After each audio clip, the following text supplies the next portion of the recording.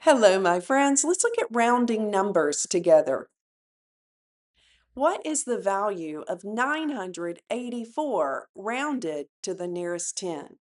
Okay, so we're looking at this number 984. And so which digit is in the tens place? That's going to be the 8. So we're either rounding it down to 980 or up to 990. Now you may have heard 5 or more, round up. Less than 5, round down. If that helps you, great.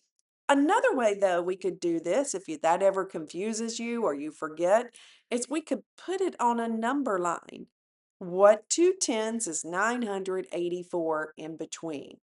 Well, it's going to be in between 980 and 990. If I put 984 on the number line, it would be right about here. Which one is it closer to? It's closer to 980. So 984 would round down to 980. Let's look at another way. What value is 984 rounded to the nearest hundred? Well, again, we've got the number 984. Now we're rounding it to the nearest hundred. We have 9 hundreds. Now you might just look at the number beside it and say, it's more than 5, it rounds up to 1,000. That's great, and it does. But we could also say, which two hundreds is it in between?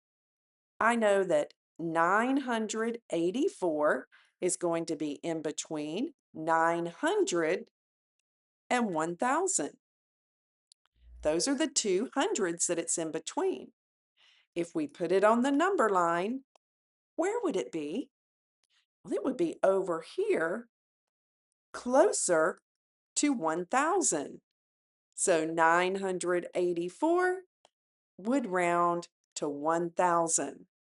Okay, so whichever way works for you, we either can look at the number beside it, 5 or more, round it up. Less than 5, round it down. Or think about putting it on a number line.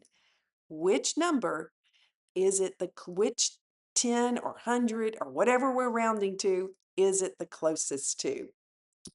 All right, my friends, thanks so much for joining. I'll see you in another problem.